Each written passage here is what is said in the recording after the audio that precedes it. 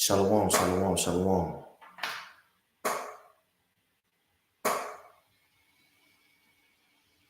Shalom, shalom, shalom. All right. Giving all praise to my Heavenly Father. His name is Yahweh, Yahshua Habashah, Yahshua Kahakadash. Double honors to the apostles and the elders of New York and Connecticut. Peace. Many salutations to your King, His told and His truth.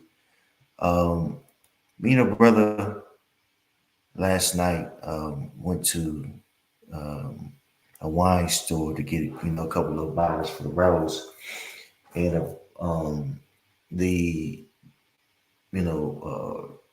person that was working there was helping us out and just enlightening us about red blends, and actually had a good time. We learned a lot about wine. Um, just for backdrop, what a red blend is a red blend wines are a combination of two or more grape, and that word grape, keep that in mind, of varietals. Oak aging plays a critical role in adding flavors such as vanilla, spice, and uh, toastness to wine blend wines. Blending different grape varieties together allows for a harmonious blend of flavors and complexities in red blend wines. So, when you're drinking various red blends, certain things is well, certain wines are combined together for a distinct taste. Now, the what's the important ingredients to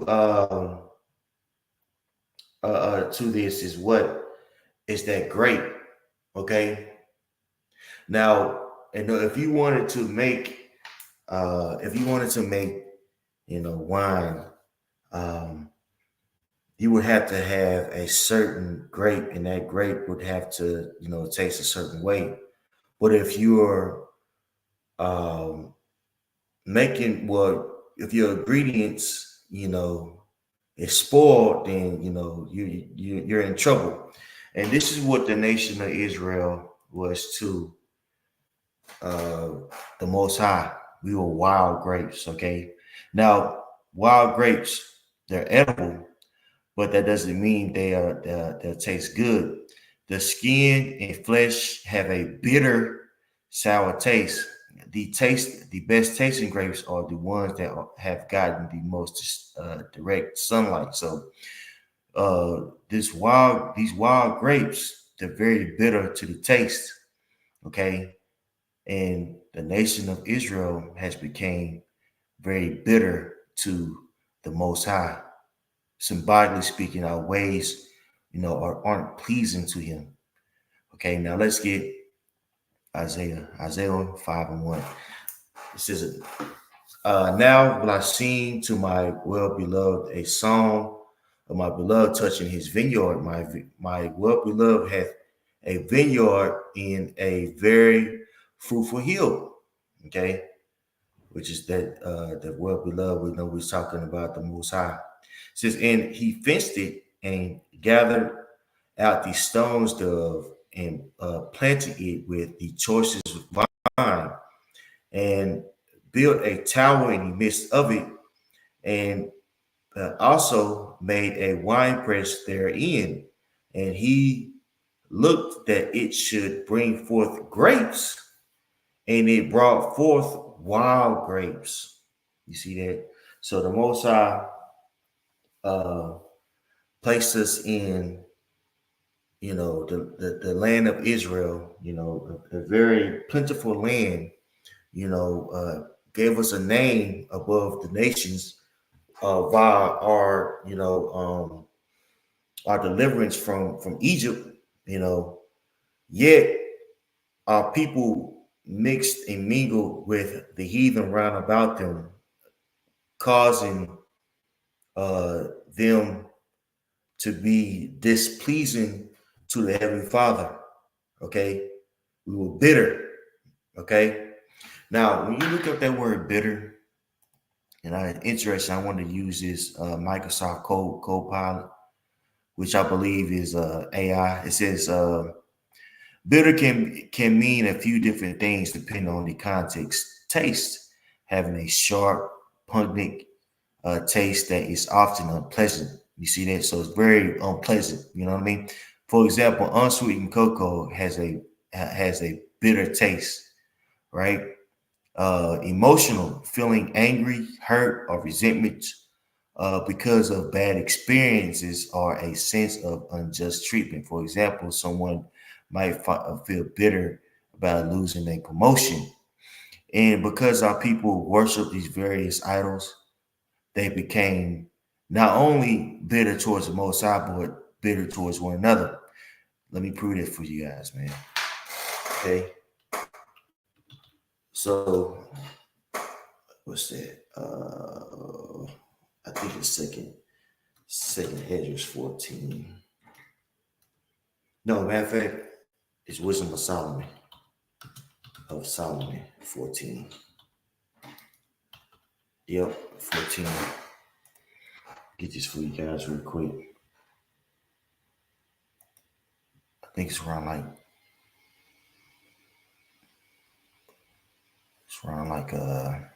20.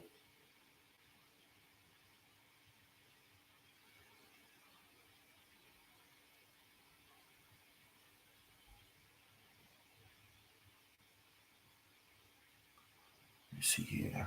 Bear with me. Here we go. It's downward. It says this is Wisdom of Solomon 14 and 22. Let's see what version it is. That's the King James version. 14 and 22. Let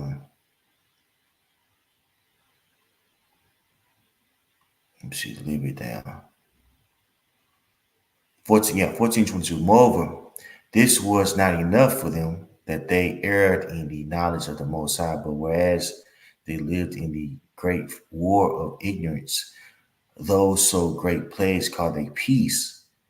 You see it? So, us erring against the Most High, we lived in great ignorance, and we caused this ignorant peace, right? So we're living in a very bitter state. Look at so-called black culture. It glorifies, death in a sense. A very wayward mindset. You know what I mean? Very bitter mindset. Okay. Right? And scriptures speak against that. Making things, we're calling things righteous that's actually perverse. I'm thinking about Isaiah 5 and 20. Okay.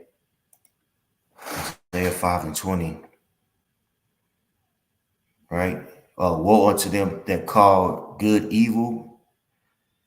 Woe unto them that call evil good and good evil, that put darkness for light and light for darkness. Check this out. That put bitter for sweet and sweet for bitter. So people that are so perverse, that the things that we esteem righteous is actually an abomination to the Most High. The whole baby mama, baby daddy, that shouldn't even be a concept. That's bitterness. The strong black woman, that's bitterness. You know what I'm saying? Single parent household, that's bitterness. Glorifying bitter being from the hood, that's bitterness. You see that? So our people now they have become sour grapes because they have taken on these various idols, okay? And now our people call, essentially evil good and good evil, right? You're a square if you read the Bible, if you believe in the Bible. You try to abide by the Bible. You know what I'm saying? To our people. Verse 23, I'm headed back to Wisdom of Solomon 14, verse 23. It says, for as They slew their children in sacrifices or used secret ceremonies or made revilings of strange rites. They kept neither lives nor marriages any longer undefiled, but everyone slew another treacherously or grieved him by adultery, so that there reigned in all men without exception blood, manslaughter, death, and dissimulation, corruption, unfaithfulness, tumults, perjury, disquieting of good man, forgetfulness of good times, the falling of souls, changing of kind, which that goes into what changing your sex, transformers, more than meets the eye, right? Disorder in marriages, adultery, and shameless uncleanness, for the worshiping of idols not to be named is the beginning, the cause, and the end of all evil. So our people have become wild, uh, wild beasts to our to our heavenly Father. By the actions, which the actions are very bitter, right? Which symbolically speaking, our people have become sour grapes, and because of our forefathers' apostasy, what happened? We were put in a low state. Now I want to go back to Isaiah 5. Um, Isaiah 5. I left that 4, but I'm going to read down this to prove my point. Okay. Now Isaiah 5 and 4 says, "What could I have been done more to my vineyard that I have not done in it? Wherefore, when I looked that it should bring forth grapes, brought it forth wild grapes. And now go to, I will tell you what I will do to my vineyard. I will take away the heads thereof, and it shall be eaten up, and break down the wall thereof, and it shall be trodden down." Right? So the Most High allowed us to be trodden down as a people, right? Because we were grapes that were, no usage or no avail. You see what I'm saying? And even until this day, guess what? There's a substantial group of our people that had to be taken out of the way, okay? Because they are, undesirables, man. They're useless. 2/3 of our people are going to be destroyed by the Heavenly Father, okay? Now let's jump to Jeremiah 31, okay? Because what destruction has to happen in order for us to be saved out of this place, okay? So these things have to come into fruition, in order for us to get out of this place, okay? Jeremiah, disapproval. I said 30 in verse 7. It says, "Alas, for that day is great, so that none is like it. It is even the time of Jacob's trouble, but he shall be saved out of it." That's right. So, the Lord's elect are going to be saved out of it. There's a great multitude that's going to receive mercies also. You know what I'm saying? Okay. But within us having to go through these various things, guess what? We're going to receive salvation. He says, "For it shall come to pass in that day, said Yahweh of hosts, that I will break his yoke from off thy neck, and it will burst thy bonds, and strangers shall no more serve themselves of thee."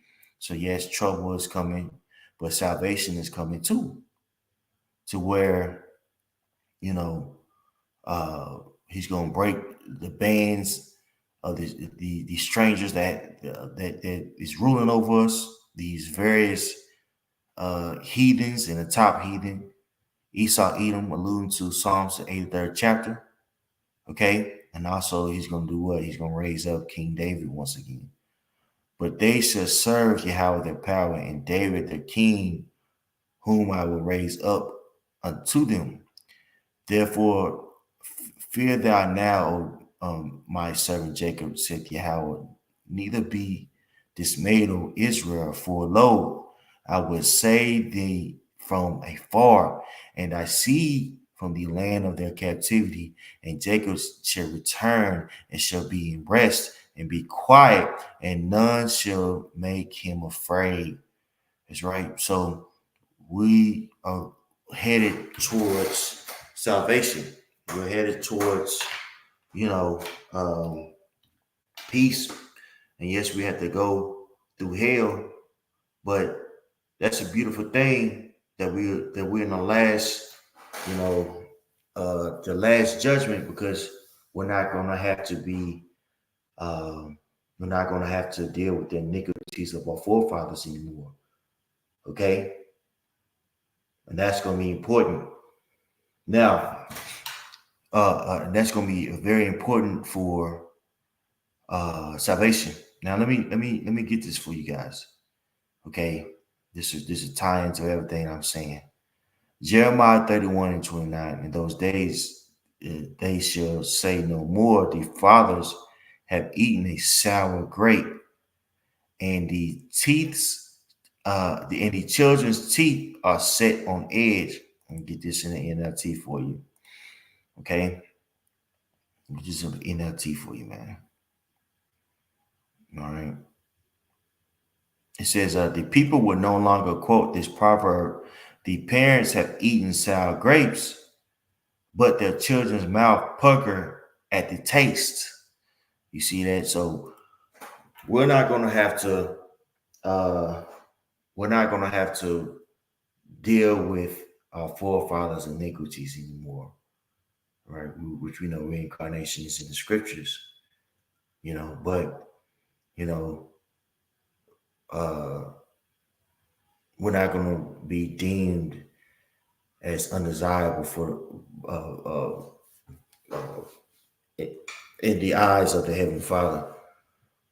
Okay, we're not going to be bitter, in the eyes and sights of Heavenly Father. We're not going to be wild grapes. You see that, right? But we're going to be a sweet, a sweet, beverage to the Heavenly Father. You know what I mean? We're gonna have the right flavor that He wants us to have.